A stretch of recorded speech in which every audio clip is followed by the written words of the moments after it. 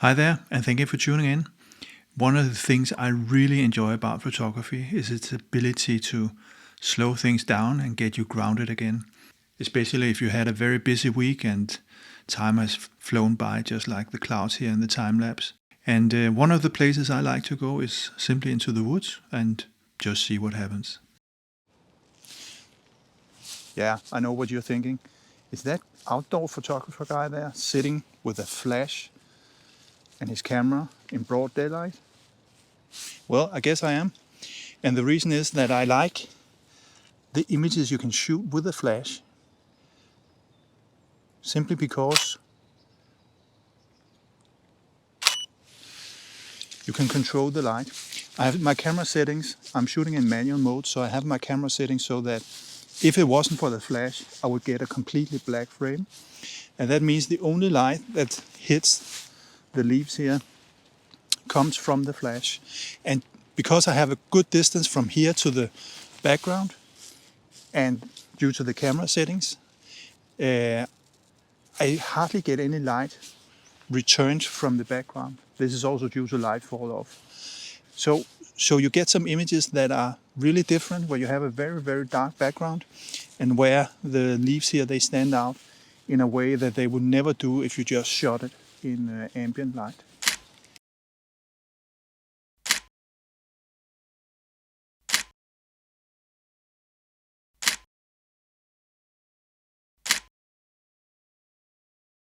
I'm sure you know Monty Python, Life of Brian, and that scene where Brian is talking to the crowd and he's a bit fed up with them running after him, right?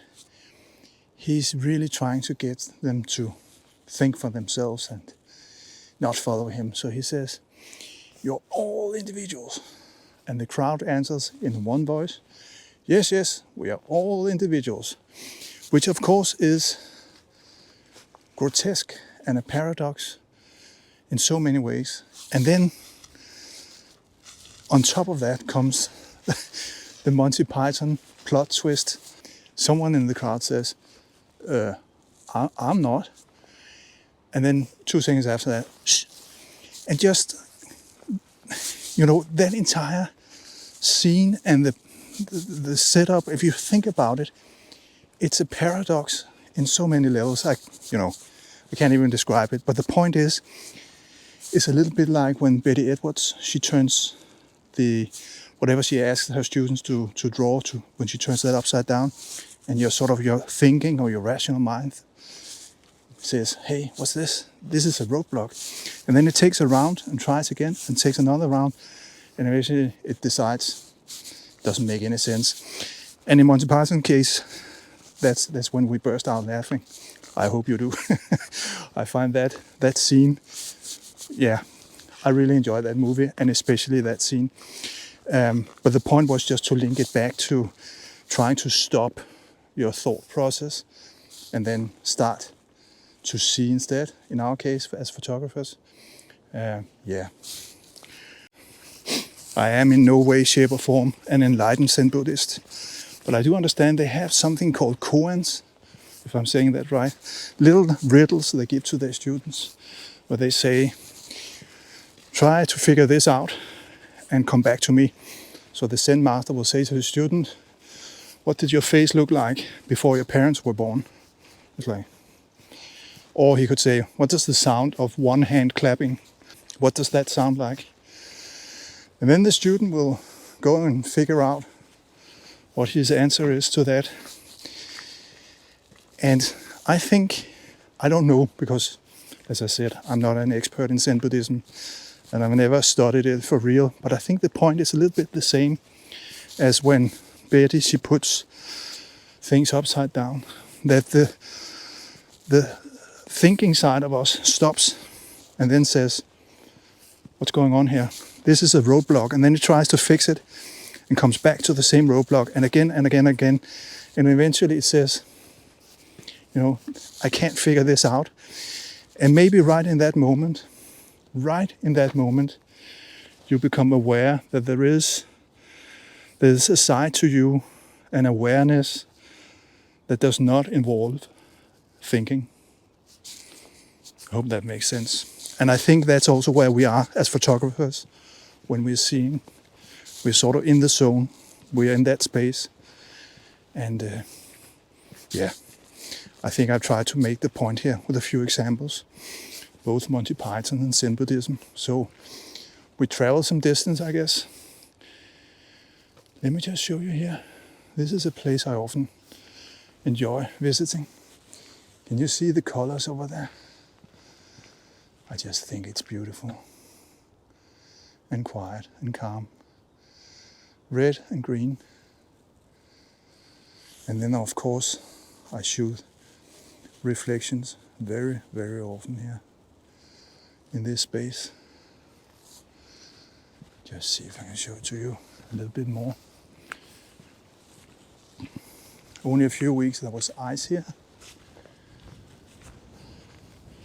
And now it's a very different scene.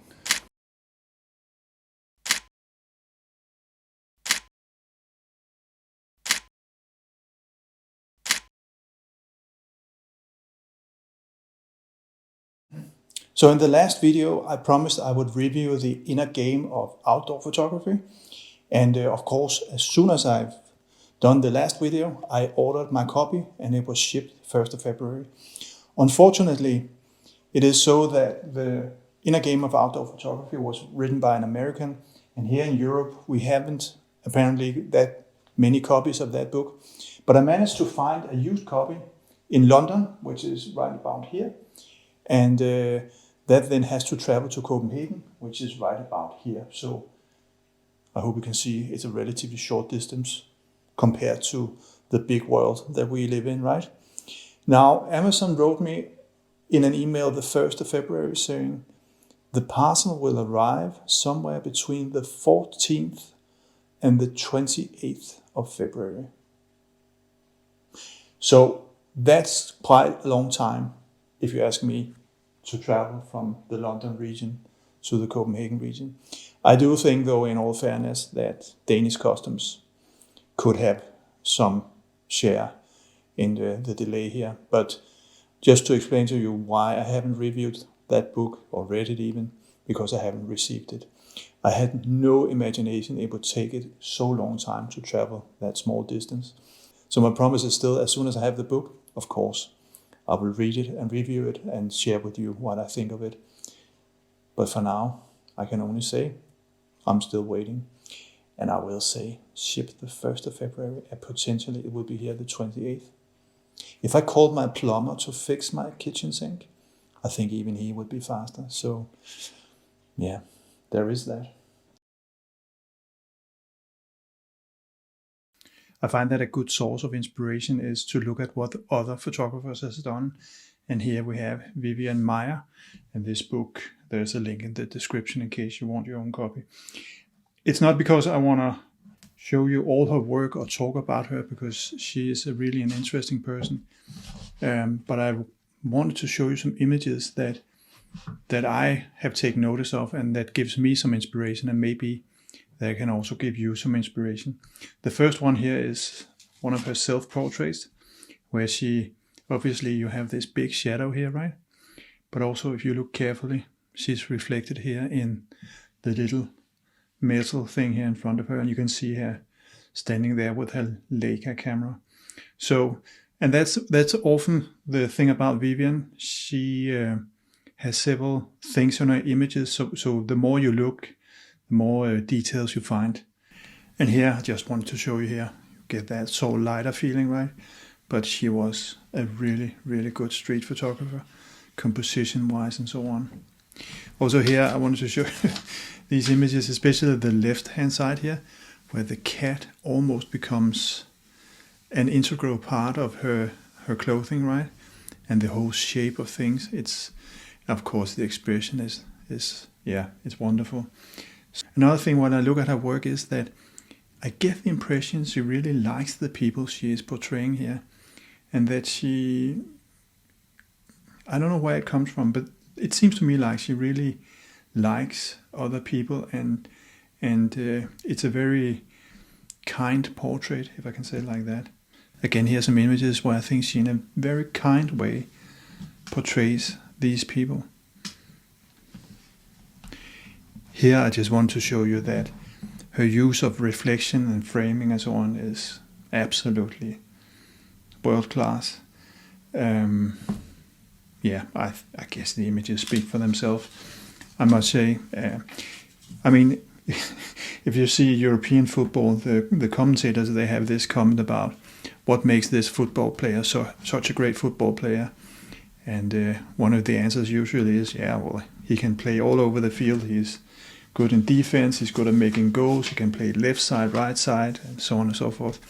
And I think when you see Vivian's work here, she is really, really good in many different dimensions. Here, if you look at the work of Henri Cartier-Bresson and his surrealism, I think Vivian here shows that she's just as good at it as he was.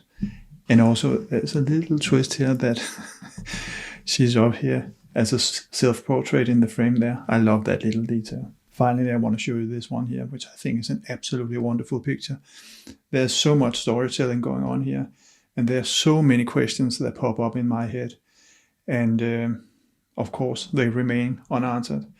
And I guess that is the signature of a very, very good picture. Yep, so that brought us to the end of vlog number 11. I hope you found it just remotely interesting. And if you have some suggestions for what to bring up in these vlogs, please let me know in the comments. I'll be happy to see what I can do. But for sure, as soon as I have the inner game of outdoor photography, I will do my best to review and read that as quickly as I can and let you know what I think of it.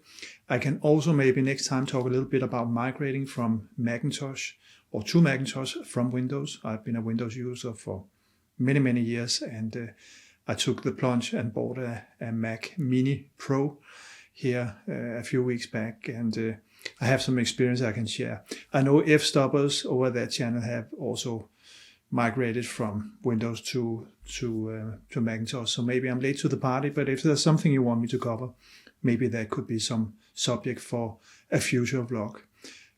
But until then, and as always, happy shooting, take care, bye bye.